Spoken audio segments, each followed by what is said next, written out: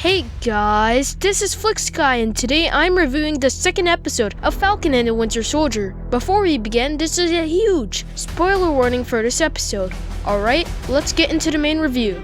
This episode is titled The Star-Spangled Man, and this episode starts off with us seeing John Walker getting ready to be on Good Morning America. And on Good Morning America, he talks about how he wants to live up to Steve's mantle. Meanwhile, Bucky and Sam reunite and Bucky is angry at Sam for surrendering the shield.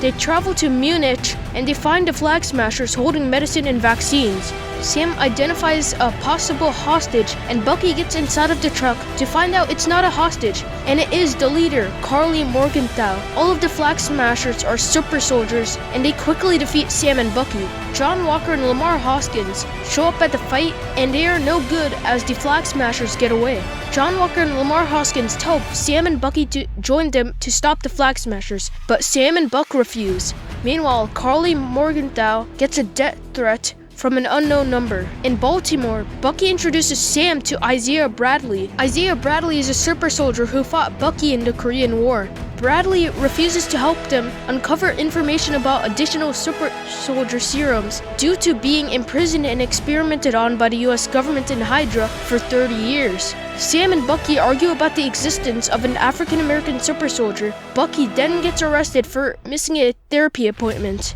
John Walker bails Bucky, but Sam and Bucky have to get therapy before they can leave. Walker and Hoskins tell Sam and Buck to work with them, but once again, Sam and Buck refuse. Walker then tells them to stay out of his way.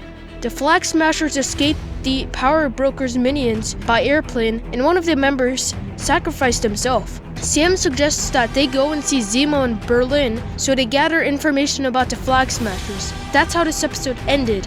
This was another very solid episode. The action was phenomenal, and once again, the CGI was great. The story develops more, and we get to see Sam and Bucky interact a bit more. Also, I like how they made John Walker likable in the beginning, but by the end, we all hate him. I wonder what Zemo's gonna do throughout the rest of the show. It's pretty obvious he'll escape at some point, but what will his motivations be this time?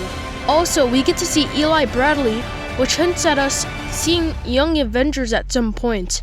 Also, I'm pretty sure all of the comedic moments from the trailer were in this episode, and they were very toned down, which is a plus. I was worried that the tone might degrade in quality once Sam and Bucky met, but the tone was still pretty consistent. Also, the therapy scenes were a lot of fun to watch. So now that we have gotten 2 episodes, I'm coming up with a theory for where the rest of the show will go.